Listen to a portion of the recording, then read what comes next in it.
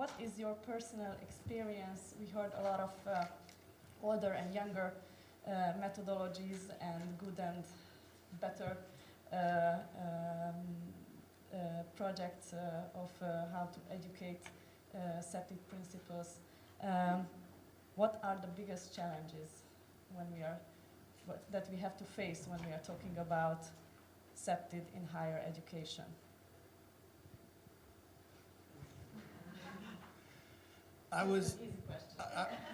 That's not an easy question. So I've been very thrilled to hear some discussions from the speakers of the last 2 hours about their methodology on education.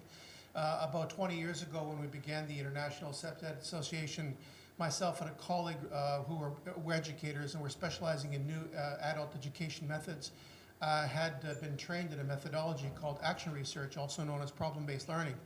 And we wrote an article in the SEPTED Journal 22 years ago recommending that SEPTED practitioners take up the cause of problem-based learning and project-based learning, which is a method where students learn by doing. And it's very hands-on and very engaging. And we've had to wait 20 years and come to Budapest to finally hear somebody talking about problem-based learning in education. My view, and I think this is not only universities and graduate schools, but I also think it's to do with the education of children, because my question for the, and I should have asked it earlier, but my question of the people who were talking about children in SEPTED was, what would it take in Hungary to get a SEPTED curriculum into the primary schools, where we don't teach the children SEPTED, where we help children do SEPTED to their own schools and teach them the responsibility of SEPTED early on, so we don't even have to have a conference like this 25 years later. That would be my question. So my challenge that I see in North America is I've taught in architecture schools, planning schools, criminology as a criminologist. My problem is getting academic faculty to turn the computers off, to get out of the classroom and take the students into the field to do real life projects where students can truly engage and see for themselves. You'll never convince a student how important a topic is if you lecture them. They have to see it for themselves and get hands-on experience. So my challenge is to get professors and get university deans and faculty to create curricula that engages and lets the teacher let go of power and get into the field and do real-life learning in our police academies and our universities. That's my challenge. Thank you. So I have to say, but I said that also that we have not a lot of experiences on the field of the education, but I am highly agree that the training and the education has to begin much more earlier and not in the university, not at the university. And thank you for the idea connected to the field visit and seeing what happened in the practice, because we also planned a new course at the Faculty of Law Enforcement in the master degree, and the curriculum has been worked out by Janu, and he also planned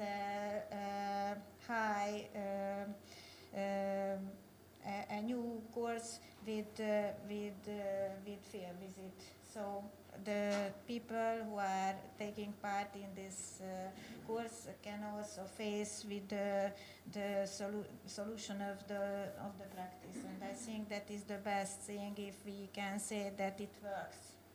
Yeah. Thank you. Generally agree. So first of all, changing teachers, actually, changing attitude towards multidisciplinary teaching, project teaching in field. That is what I also said. There is saying about geography that geography is out of the building, for example. And I suppose the same is with planning. What I see is that we want to do projects, but the project means that you sit by the table and draw, and it is not enough. So I'm very grateful to Paul, because they forced our students to go outside, out of the building, and they were pleased to hear people, to speak to people. That was one of the achievements of your workshop. So I was delighted because some social researchers, so for me this is basis, right? So that would be the challenge, to understand each other and to understand that when you're urban designer or when you're planner, you need to understand some other disciplines, geography, sociology, anthropology, with respect. I would say, not with arrogancy, like we know better how to design, because this is what I see very often, unfortunately. Is it working? Okay. Yeah. So actually, from my side, so I agree with you as well. I just think that actually maybe the lack of sometimes the lack of discussion is the problem. Just what I experienced at let's say university as well, that sometimes it's so difficult to make, let's say, common programs, common kind of courses together with some other faculty members or just with other faculties as well. So I mean that actually if we can create some programs which can attract more actually different disciplines, something like this as well, so we can win. And after when actually we have something, we can teach actually that maybe engineers, but of course in other fields as well, who can after be as maybe an ambassador or something, an interpreter of this topic. After actually I think we can do a lot for our environment. So something that I just guess that this teaching is so important in this field. These thoughts that you raised now, that I also feel like I'm also teaching at the university in Budapest, and sometimes I feel like I'm a landscape architect, by the way, practicing as a landscape architect, and sometimes I feel like that professionals really like to distinguish themselves from the others, from the users, and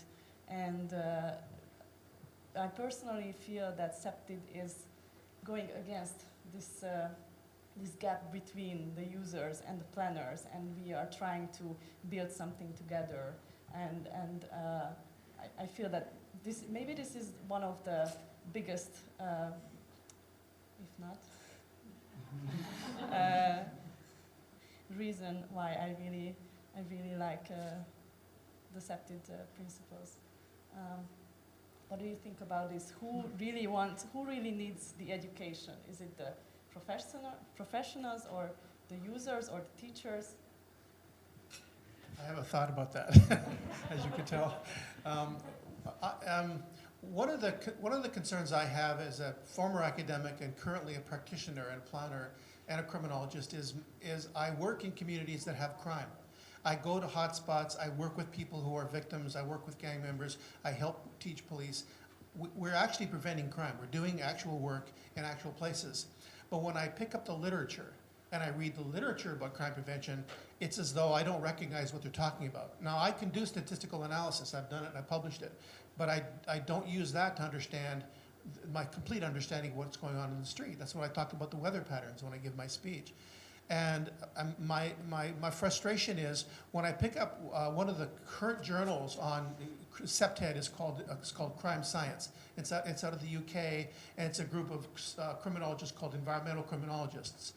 Here's my concern, and I'm quite angry about this actually, because I think it's taken us so far off where we need to be as a community of practitioners. Is I read, and we did a content analysis because I have a number of people on my team who are finishing their doctorates, and they want to get credit to do the doctorate, but they can't get it doing crime prevention. They don't get credit for that. They don't get credit for helping the very communities they're writing about. What they get credit for is writing articles in crime science. And when we did a content analysis in the last 5 years, the Crime Science Journal, one of the leading journals, 70 or 75% of all the articles were not about crime. They were not about violence, and they were not about gangs. They were about methodologies. There are statistical analyses of other statistical analyses of how we can improve our statistical analyses, how we can create our data methodology. We don't need that. We don't. I love statistical analyses. We don't need more sophisticated statistical analyses. The grad students need it because that's how they're going to get published. And in order to get published and hired, they need publications. I don't care. I care about people not being victims of crime. And it's frustrating to me to have to work with my graduate students and say, yes, you have to publish yet another irrelevant article about theory. It's so frustrating. You may not know the story of action research and problem-based learning, but there was a German social scientist in the 1930s named Kurt Lewin, who taught at the University of Berlin. And he escaped before the Nazis came to power. And what he created was a field of research called action research, which was theory and action based in practical research. And the reason he did that was he said, here we had this great social science in Germany in the 1930s by Simmel and Teunis and all these wonderful social scientists, and yet we were utterly irrelevant and incapable of stopping what happened to our country. What went wrong with our science? So he created this field called action research, which is problem-based learning, which is what we're talking about. That's where I think our academics need to go. I'm sorry to get so mad about this, but it just makes me so frustrated. So anyway, I'll pass it on. Thank you. I agree with you, and I think the main point is that we have the main problem is everything for the main problem. The insecurity feeling, the victimization, that is problem for the teacher, for the academic, for the researcher, and also for the people who are living in the houses. So I think we need education for all, but specific education for the people, for the children in the school, and for the academic. And I think this is a very good field of the science, the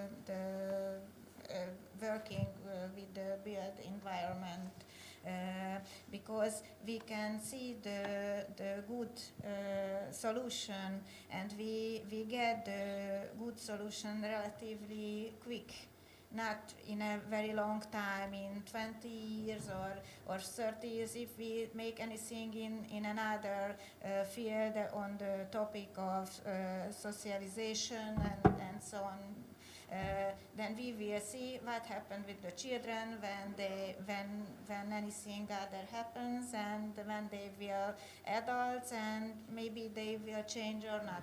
But changing mind and get new solution in this territory, we can get a quick and good solution, and that is very nice in our job, I think. Yeah. So actually, this is the question of social role of science, right, and applied sciences.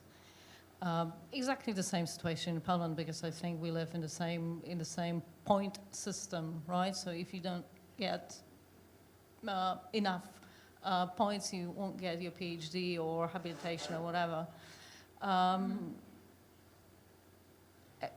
Sorry, again, I should say something, against my discussion warmer, but I'm sorry. The situation is exactly the same. It's exactly the same. And what I said before, it is also, but I think it's a matter of paradigm. Who are professionals, right? Do they live somewhere above in a different realm, and they are in power to say what is good, what is not good, and justify between nice and ugly, for example, and tell people what is good for them or what is not good for them. In my opinion, that should be, this middle golden solution with pushing a little bit with aesthetics, for example, but also acknowledging the usefulness of certain buildings and people, simply fulfilling people's needs, right? Because after all, they pay for the projects and for the buildings and for the streets and the rest, because we pay taxes, okay? And we pay for certain things. So we need to listen. When you listen to I shouldn't say that probably, but when you listen to the architects in Poland, you have this impression that they really know point. That's it, okay? We know how it should work. We know what size it should have. We don't need to ask people if they want this, or benches, baskets, whatever, really. So this is also the way of communication. This is also the way we teach them, because we somehow teach them to behave like that. this is not what they get at home. This is what they get at university, right? Yeah, the best. I mean, on the other hand, this is wonderful because you don't need to worry in life. You're the best point, right? That's it. So from the system from the global system of science and making science to the very particular problems of teaching kids and teaching grown-ups at universities. But yeah, actually, I have to say that I feel something similar. That maybe just answering to you, that sometimes architects feel that actually they are above the society or something like this, and artists as well. So so actually, it's not easy to work with this kind of thinking. But so. And I agree with that. Actually, students or actual professionals as well can experience a lot with with the method that learning by doing or something that's close approach as well. But anytime it's not easy to actually just because many times mostly the students just design something, but actually we can evaluate or we can assess the final product as maybe how is a building or anything. But it would be so good if actually our education or just education system could be something like object-oriented or something. I mean that something that actually the students create, we can somehow analyze actually from maybe this aspect as well, or some other from other issues as well. So actually, mostly I think that sometimes I say that also this education, so the practical part is missing. But of course, we try to, in architecture courses and urban design courses, we try to integrate a lot of course, consultation hours, but of course it's not the same, it's not the real life. Sorry I made you angry. Maybe as a last question, I'm asking again if there's any question in the crowd. No, still very shy audience. Okay, so maybe my last round question would be that because it's actually extremely brilliant that we have so many professionals here. I mean, so many fields representing here, from criminologists to architects to geologists, police people. So this is amazing, and of course this is something that an inspiring thing, but also a very challenging thing as well. So when we have to move all these fields to one channel, is there a common way to do that, or is SAFECITY education has to be applied in a very different ways in every different field? I mean, I think there's a basic level of SEPTED training that is required. It could be a course, it could be online reading materials, some basic history, some basic principles that could apply in a standard university setting. But I think the bulk of the learning, from my point of view, everything we do in Safe Growth, for example, the reason I called it Safe Growth and not crime prevention is because we talk about the livability of cities. And that could be crime, but it could not be crime. I mean, crime goes down, crime goes up. Sometimes SEPTED works, sometimes it doesn't. Well, there's many factors to crime, not just design. That's why I said in the start, you must look at it holistically. So what we do is we gather people together in a workshop setting who are from the community, who include police, who include architects and planners, and we set them up in teams, diverse multidisciplinary teams, and the team goes out and does the work together. We have great architects and great planners and great landscape designers. When they're facing a real problem that they share together, they have no problem finding common language. And once they do that, then the residents realize, oh, the architect has skills that I require. And the architect realizes, you have knowledge that I require. And the police officer says, oh, I can help there too. And they start to develop a collaborative approach to neighborhood design. So when we say Safe Growth, we mean neighborhood-based teams that plan and design their own safety programs. That's how we do it. And so that's what I'm offering. Thank you. I think the cooperation is the best thing what we can do in this field, and we have to know that what can we learn from each to other, and yes, I think the cooperation can solve, and that we have maybe we have to know that at the SAFECITY we does not use just the architectural form. We have to build social cohesion and this is the main fact to make a living neighborhood. And all professionals who can support it can have to sit to a table and thinking about how can we solve such a problem, whatever it means.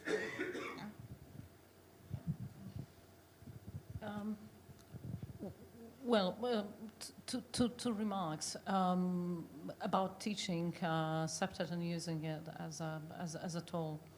I wouldn't recommend, if I can say so, I wouldn't recommend SAFECITY at the very beginning, at the level of BA or for first years, for freshers, no. Because you need to have certain knowledge, you need to have certain skills to practice SAFECITY. This is first remark.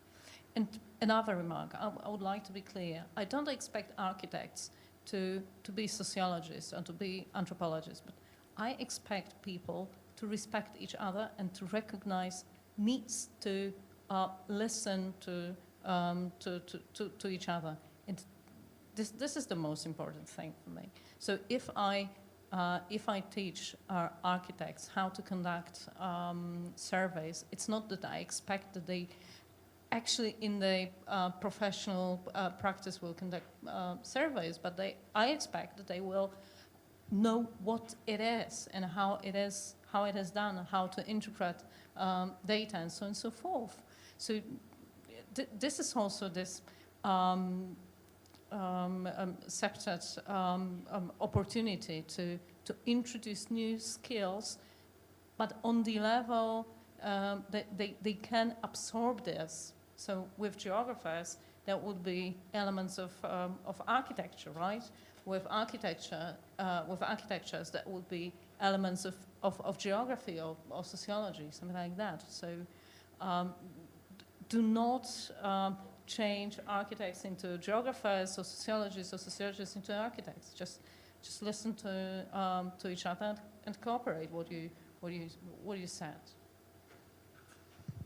Yeah, but for this we need a kind of open-minded kind of behavior. But yeah, of course, it's needed. But I think that actually something like you created that this higher education platform, it can be a good chance to start this collaboration, start this collaboration, because just again, so as our actual students project will be mostly, of course, architecture oriented, urban design oriented, but of course it would be so good if we can share our ideas with the other, let's say, joined universities or let's say faculties as well. And after, we would be so happy if actually somehow we share this kind of, and we get some, let's say, feedbacks or assessment by other, let's say, other disciplines. So actually something we have to, let's say, enhancing this kind of programs, I think. If I may add something, because PBL was mentioned couple times here. PBL is this possibility that you involve students of different faculties. Please remember, this is first step, and this is very good initiatives. I watch students working together, students from architecture department, from civil engineering, from some other faculties. And this is tremendous. This is tremendous experience, and I'm more than sure that they will use these contacts in the future in a professional life also. Yeah. So yeah. Yeah, that's a really good point. And just to build on what you're saying, in the International SAFECITY Association, the certification program that's offered to anybody who joins, the students come to us and professionals come to be certified, and they say, what are your core competencies? And we have 14 core competencies. And they say, I'm taking a SAFECITY class, I'm going to take another SAFECITY class, because this class will teach me how to learn how to be a lighting engineer.